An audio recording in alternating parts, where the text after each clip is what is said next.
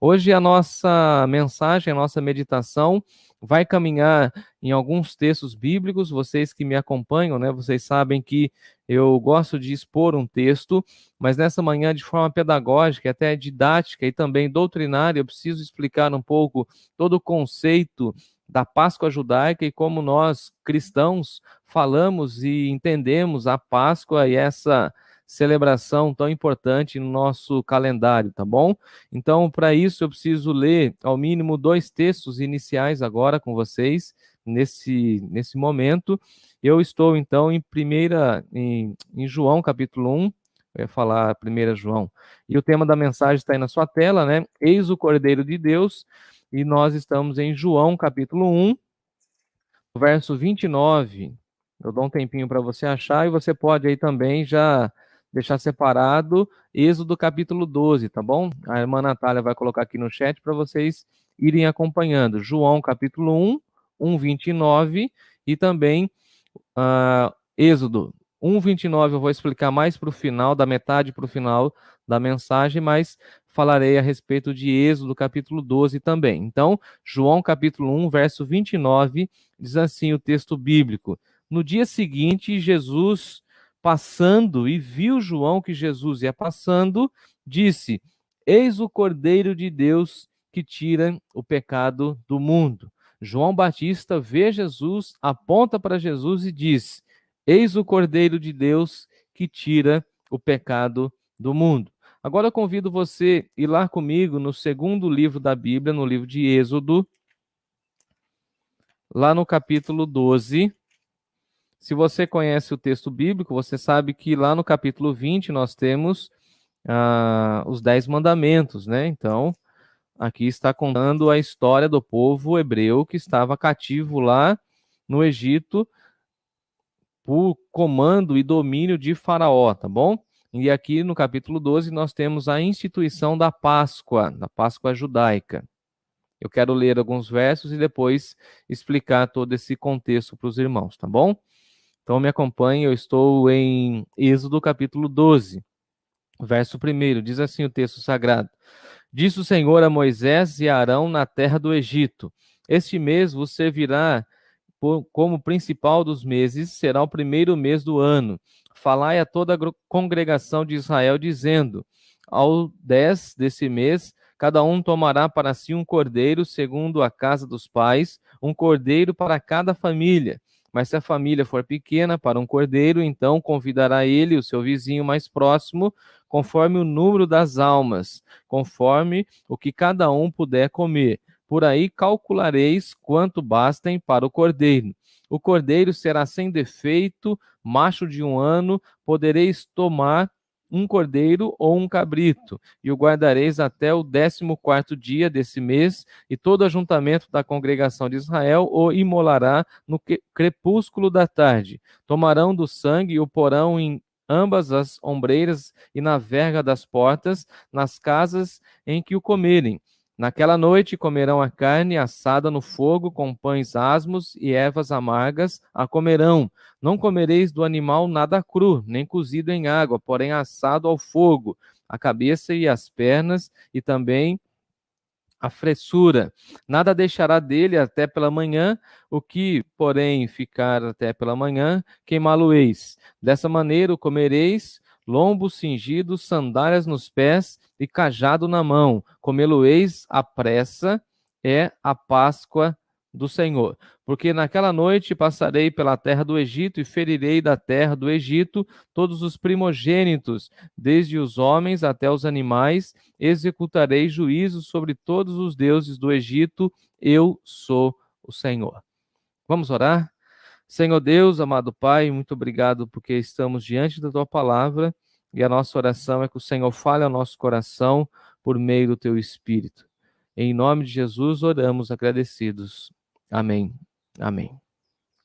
Eis o Cordeiro de Deus que tira o pecado do mundo. Essa frase foi a frase célebre de João Batista ao apontar para Jesus e reconhecer que ele, de fato, é o Cordeiro Pascal, já anunciado aqui em Êxodo capítulo 12. E para isso, então, eu preciso explicar um pouco a respeito dessa instituição da Páscoa, naquele momento histórico em que o povo de Deus estava cativo, e a libertação que Deus, então, promoveu por meio do servo Moisés e também de Arão, e assim eles gozaram da liberdade, e nós temos essa instituição da Páscoa. Você, acompanhando a leitura do texto, você viu que Deus pediu para que Arão e Moisés congregasse todo o povo, chamasse todo o povo e desse as explicações. Aquela casa pequena ou uma casa menor poderia então chamar um vizinho para juntos celebrar a Páscoa, para celebrar e comer da carne do cordeiro. E aí nós temos a instrução e a orientação de Deus que o cordeiro deveria ser macho de 1 ano, deveria ser ou um cordeiro ou um cabrito, e também ele deveria ser sem nenhuma mancha, completamente puro, perfeito, e aqui então já fazendo uma alusão à morte de Jesus, o Cordeiro de Deus sem pecado, como o autor aos Hebreus vai relatar para nós. Eu não sei se você sabe, mas a comunidade judaica tem várias festas e eles então celebram várias festas. Tem a festa das tendas, tem a festa dos pães asmos, tem a festa, por exemplo, da Páscoa, e a festa mais importante para os judeus é a festa da Páscoa. E nós precisamos entender isso, porque algumas vezes falamos da Páscoa, principalmente nessa época do ano em que nós estamos, e algumas pessoas não têm o entendimento, né, e pensa que a Páscoa é simplesmente ganhar ovos de chocolate e ficar falando a respeito do coelho, mas na realidade a Páscoa traz para nós o sentido do Cordeiro de Deus,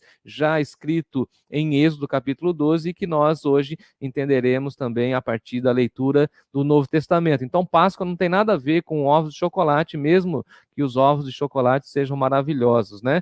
Eu gostava muito, né? Ainda gosto, mas eu não posso mais comer. Se você comprou seu ovo de chocolate, você pode comer à vontade, mas com a certeza de que isso não tem nada a ver, absolutamente nada a ver com o real sentido da Páscoa, tá bom? É claro que a Páscoa, assim como o Natal, foi uma data completamente sequestrada pelo comércio. Então, nos últimos anos, o comércio tem feito muita divulgação a respeito da Páscoa, mas para nós cristãos, a Páscoa é significativa na nossa caminhada.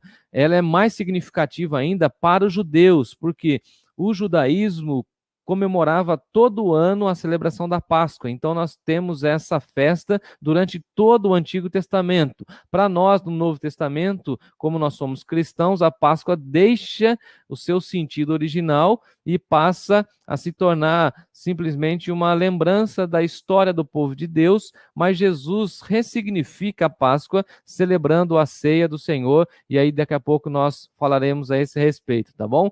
A irmã Natália preparou aqui do meu lado uma ilustração aqui daquilo que significa a Páscoa. Então, na Páscoa era necessário o cordeiro, tá bom? Aqui tá mais para uma ovelhinha, né, que a irmã Rose fez para nós, decoração, mas é um cordeiro, tá bom? Ou um cabrito. Então, era necessário para a celebração da Páscoa um cordeiro sem mancha.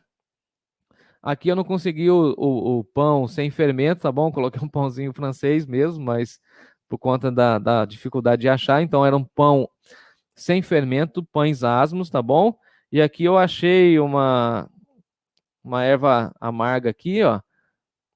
Esse é um boldo, é cheiro de boldo, você conhece, né? Ervas amargas. E aqui, na celebração, na instituição da Páscoa, nós temos vários simbolismos. E eu quero, então, explicar para vocês. O cordeiro tinha que ser puro, sem defeito e macho, como eu já falei, e aqui mostrando, então, essa ideia da substituição. Então, as pessoas sacrificavam, imolavam o cordeiro, pegavam o sangue conforme a orientação divina e passavam nas vergas das portas, nos umbrais das portas. Porque naquela noite Deus falou que passaria sobre as casas, e a casa que tivesse a marca do sangue do cordeiro não receberia a morte, ou seja, o primogênito não seria morto. Então, aqui nós temos a última praga que Deus fala e envia a Faraó, dizendo para Faraó libertar o povo do Senhor. Mas Faraó, com o coração completamente endurecido, não querendo ouvir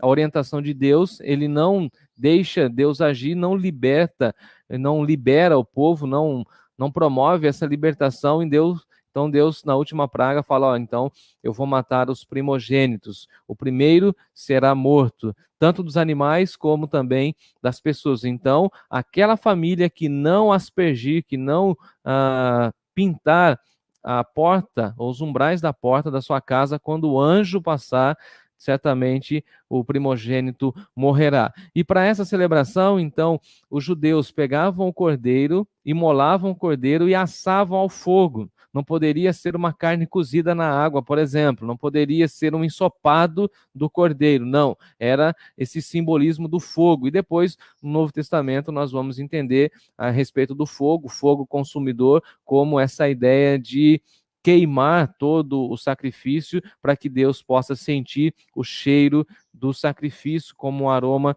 suave. Então nós temos a ideia do cordeiro que faz essa substituição para então cumprir o desejo de Deus. E nós temos a ideia dos pães asmos, que o texto também vai dizer que não era necessário colocar fermento na massa do pão, uma vez que essa comemoração era uma comemoração feita às pressas, porque a qualquer momento Deus então libertaria o povo dele. Então, se colocasse fermento na massa do pão, até a massa crescer, até a massa evoluir, não é verdade? Eles teriam que ter muito tempo. Então, eles não tendo esse tempo, eles a qualquer momento sairiam. É até interessante que a irmã Natália, dando aula para as crianças, né, falou da mochila. Eles tinham que deixar a mochila pronta, né? Eles tinham que deixar as sandálias ali já perto da porta, porque a qualquer momento Deus daria libertação. Então, pães sem fermento, mais conhecido na Bíblia como pães asmos. E aqui, porque eles tinham pressa para sair. E na realidade, o fermento também simboliza essa ideia daquilo que é contaminado. Então, a ideia de um pão sem nenhuma contaminação, de um pão simplesmente trigo e água. E aqui nós podemos então entender também que já temos uma projeção de que Jesus é o pão da vida, de que Jesus é o pão sem fermento. E Jesus falou algumas vezes, né? Acautelai-vos do fermento dos fariseus, dessa mistura que os fariseus também estão falando. Então, veja quanto simbolismo que havia na Páscoa judaica. O cordeiro, essa substituição, e assim nós fazemos uma ponte, uma conexão, e esse cordeiro já apontava para o Messias, que seria de fato o Cordeiro de Deus. Temos os pães asmos com essa pressa para sair, e também temos as ervas amargas, que vai falar desse tempo da aflição, dessa vida no Egito, uma vida dura. Então as ervas amargas simbolizavam essa proposta de uma vida dura, de uma vida debaixo do jugo, debaixo da escravidão, e dessa forma, então, os judeus usavam as ervas amargas para lembrar como eles sofreram e também para celebrar aquilo que Deus estava fazendo na vida deles. Então, havia essa grande celebração. Então, eles comiam nessa festividade, na festa da Páscoa, cada um na sua casa, cada família com o seu cordeiro, eles comiam a carne assada, comiam os pães asmos e também faziam uso das ervas amargas. E aí diz o texto que naquela noite passa-se então a presença do Senhor e Deus executa juízo, e o texto vai dizer no versículo 12, para que todos no Egito saibam, inclusive Faraó, eu sou o Senhor. Então, a partir do versículo 13, nós temos a explicação que avança um pouquinho. O sangue vos servirá por sinal nas casas em que estiverdes. Quando eu vir o sangue, passarei por vós, e não haverá entre vós praga destruidora, quando eu ferir a terra do Egito. Então, quando Deus foi ferir a terra do Egito, Deus olhou para as casas que tinham o sangue nas portas, o sangue do cordeiro, e não feriu com praga destruidora aquela casa. Por quê? Porque o sangue era o sinal. E aqui, mais uma vez, já fazendo um apontamento para aquilo que viria, que seria o Senhor Jesus, o sangue definitivo lá na cruz do Calvário. Então, o sangue é o sinal, essa marca definitiva que ficava na porta, e assim Deus olhava de cima e sabia que aquela casa estava guardada pelo sangue do Cordeiro. E aí vem a expressão Páscoa, que significa, no hebraico, até anotei aqui, Pessah, e Pessah é passar por cima. Então Deus passava por cima, protegendo aquela casa. E dessa forma, então, nós temos essa explicação do Antigo Testamento e a instituição da Páscoa. E aí Deus fala a partir do versículo 14 o seguinte: esse dia você virá por sinal, por memorial, e celebrarei como solenidade ao Senhor, inclusive nas próximas gerações. Então, por isso, a festa da Páscoa ficou muito difundida entre o povo de Deus, e o povo de Deus do Antigo Testamento, os judeus, então, celebravam a Páscoa lembrando do tempo de cativeiro, lembrando do tempo da escravidão e lembrando agora que eles são libertos. Então, era o momento em que os anciãos se assentavam e explicavam às crianças e às próximas gerações o tempo da escravidão, o tempo da labuta, o tempo da luta que passaram debaixo das chicotadas, né, de Faraó, debaixo da opressão de Faraó, e como Deus, com a sua potente mão, providenciou uma grande libertação. E aí nós trazemos isso para o Novo Testamento, porque em Jesus nós temos o sangue do Cordeiro sobre nós, e aí se encontra a expressão de João Batista no primeiro capítulo do Evangelho segundo João. No dia seguinte, qual dia seguinte? Um dia anterior, João Batista recebeu uma comitiva. O texto vai dizer para nós a partir do verso 19, eu estou agora em João capítulo 1, ele recebeu uma comitiva de sacerdotes e levitas. E os sacerdotes e levitas, vindo da parte de Jerusalém, perguntaram a João Batista: quem és tu? Como você está fazendo esse ministério? Quem que é você? E ele confessou: olha, eu não sou o Cristo, eu não sou o Cristo, eu não sou o Messias, eu não sou essa pessoa que vocês estão esperando, eu não sou o Cristo, eu sou aquele que veio preparar o caminho para o Cristo, eu sou a voz que vai falar a respeito do Messias, eu sou a voz que vai ecoar o nascimento e a chegada de Jesus, o Messias. E então eles perguntaram para João Batista, no verso 21, quem és tu, porém? És tu Elias? E aqui a expressão Elias é muito interessante, porque havia a ideia de que o Messias seria uma espécie de novo Elias. E Malaquias, inclusive, termina o seu texto, é o último livro que nós temos do Antigo Testamento, fazendo uma ponte, fazendo uma conexão e falando que viria o novo Elias. Então, basicamente, eles estão falando: olha, você é o grande profeta de Deus, e de fato, Jesus vai dizer para nós que João Batista foi o novo Elias que veio trazer essa proclamação a Israel, essa convocação a Israel, porque o Messias estava chegando. Isaías vai dizer que João Batista foi a voz que clama no deserto, a voz que ecoa a grande sirene, anunciando a pregação de arrependimento. E eles falam para João Batista: tu és Elias? Quem tu és? E João Batista, de uma forma muito humilde, ele fala assim: não sou. És tu profeta? Ele respondeu: também não sou. E aí perguntaram para ele: então declara-nos quem tu és. E aí então ele começa a explicar: eu sou a voz do que clama no deserto, endireitai o caminho, porque vem o Messias, vem o Senhor, e ele então cuidará, ele salvará o seu povo, ele será de fato Cristo. Eu não sou o Cristo, mas vem aí aquele que é o Cristo. E de forma muito humilde ele fala o seguinte: eu não sou digno de desatar as sandálias dos seus pés. E aí no dia seguinte, ele ainda estava com essa comitiva, ele aponta para Jesus de uma maneira muito profética, de uma maneira contundente, de maneira muito explicativa. Ele aponta para Jesus e fala o seguinte: olha, vocês pensam que eu sou o Cristo, mas olha ali o Cristo. Eis ali o Cordeiro de Deus, aquele que tira o pecado do mundo. Olha ali, ele é Jesus, ele é o Cordeiro. E essa expressão Cordeiro de Deus é interessante para nós, porque é a primeira vez em que nós a temos no Novo Testamento e ela é relacionada a Jesus. Então, para os judeus que conheciam essa instituição da Páscoa e sabiam que eles precisavam imolar o Cordeiro, agora então Jesus é visto e apontado como Cordeiro de Deus. Então, aquele Cordeiro que marcava e cedia o sangue para marcar as casas, agora nós o temos entre nós. E aqui é interessante porque João abre o seu evangelho falando da morte e da ressurreição de Jesus, falando que Jesus, esse Cordeiro de Deus, um dia será imolado lá na cruz do Calvário e derramaria então o seu sangue para salvar a minha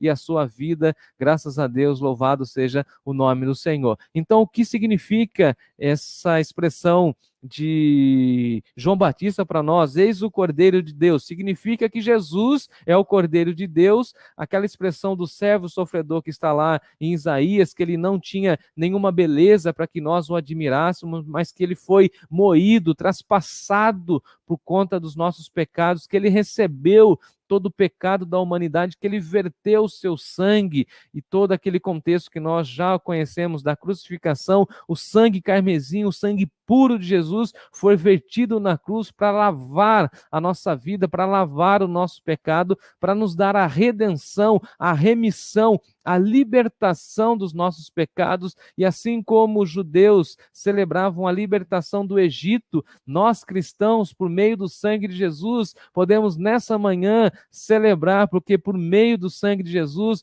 nós somos libertos da morte, nós somos libertos da opressão do pecado, nós somos libertos das garras de Satanás, e agora nós cantamos e vivemos para a honra e glória do nome do Senhor. Nós somos livres, Jesus nos fez livres.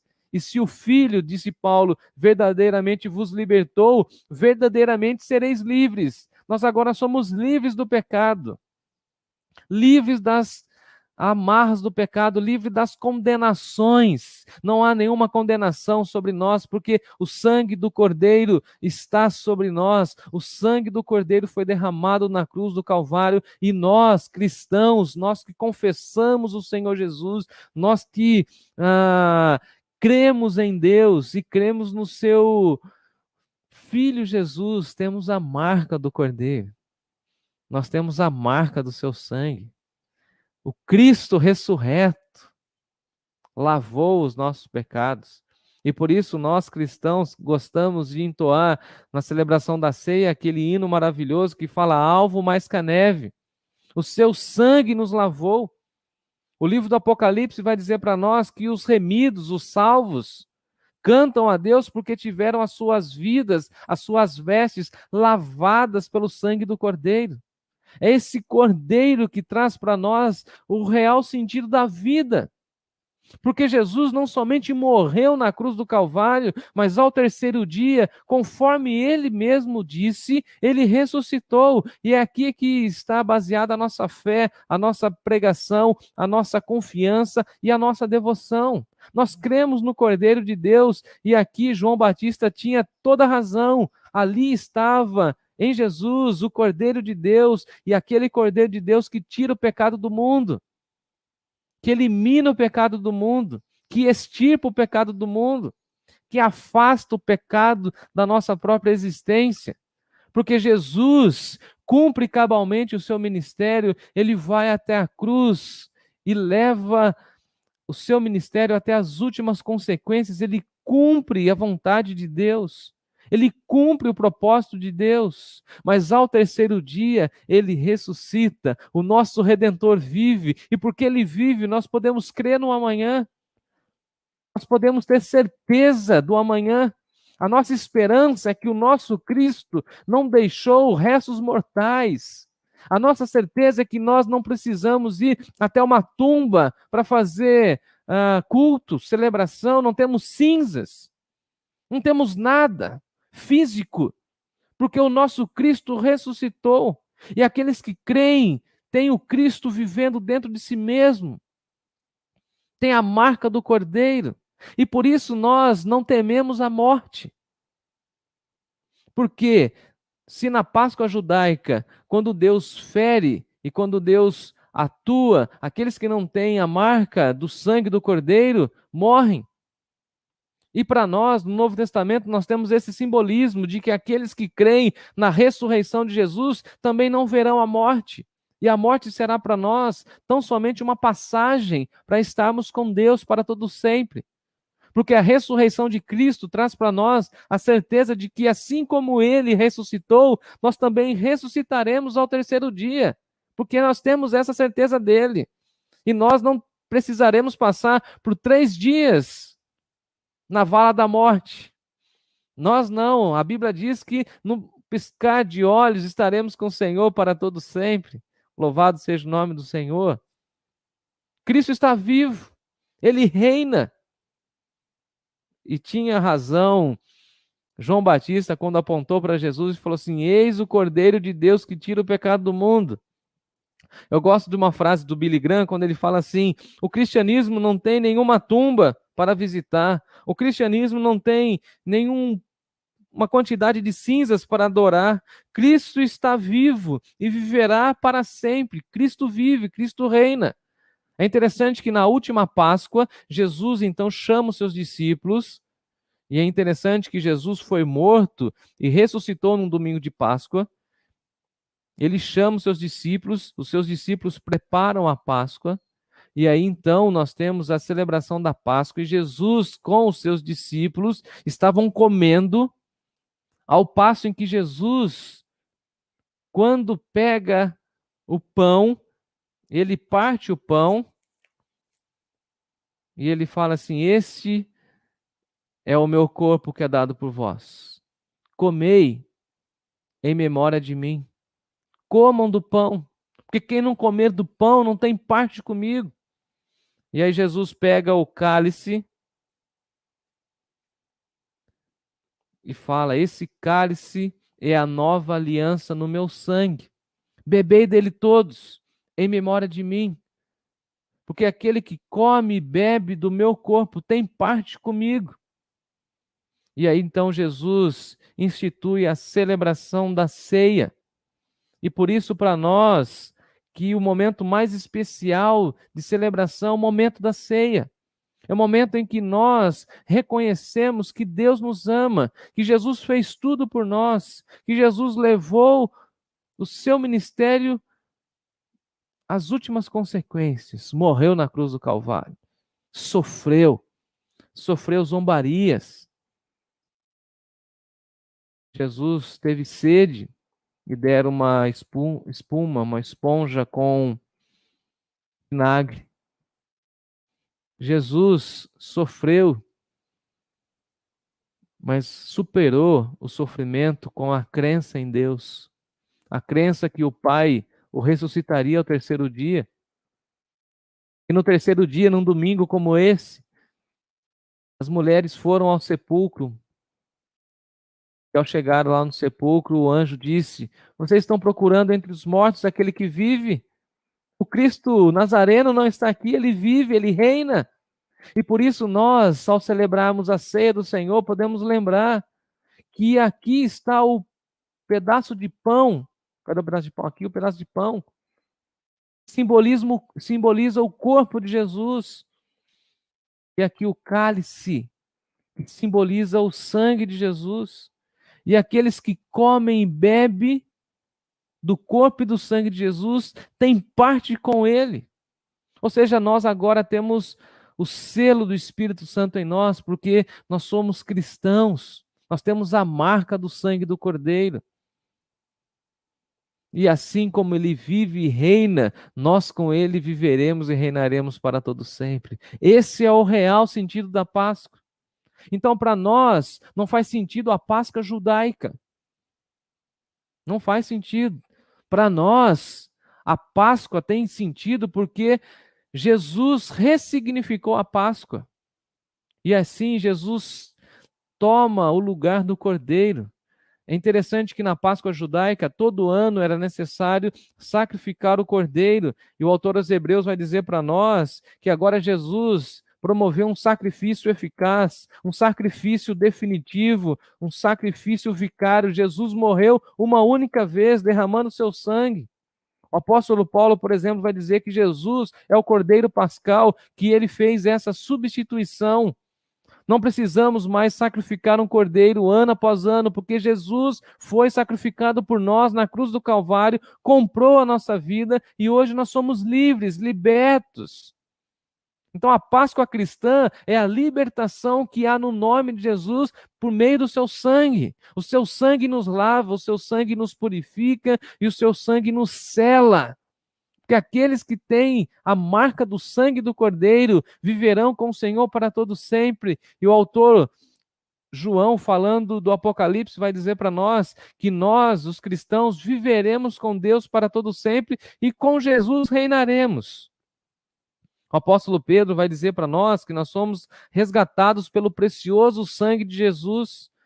Não por ouro, nem prata, nem por metais preciosos nós fomos salvos, mas nós somos salvos e fomos salvos por meio do sacrifício do sangue precioso de Jesus, do Cordeiro sem mácula, está lá em 1 Pedro capítulo 1, verso 19. Então a Bíblia tem razão quando diz que Jesus é o Cordeiro de Deus que tira o pecado do mundo. E o meu convite para você nessa manhã é que você celebre, para que você cante, para que você tenha esperança de que o seu Cristo, o meu Cristo, o nosso Senhor está vivo, Ele reina. Ele deixou a tumba para trás, Ele deixou o lenço com que foi coberto para trás. Não há nenhum local geográfico para adoração do Cristo, porque Cristo está vivo, Ele reina, Ele está atuando, Ele está falando aqui no meu coração, e certamente falando aí no seu coração, porque Ele está vivo. Nós não adoramos o Cristo morto, nós não adoramos o Cristo da crucificação, do crucifixo, nós adoramos o Cristo da tumba vazia, o Cristo ressurreto, o Cristo que deixou para trás a morte, o Cristo que venceu a morte. E o apóstolo Paulo vai dizer para nós: onde está a morte, o teu aguilhão? Tragada foi a morte, a tua vitória. Porque maior do que a morte é o nosso Senhor Jesus Cristo. Cristo venceu a morte para nos dar vida. E aquele que crê nele, ainda que morra, viverá. Ele disse essa expressão tão incrível diante da morte de Lázaro, seu amigo. Aquele que crê em mim, ainda que morra, ou seja, ainda que o corpo venha a morrer, mas a alma continuará viva, essa pessoa viverá comigo para todo sempre. E é aqui, amados irmãos, que depositamos a nossa fé e falamos essa verdade nesse tempo difícil que vivemos.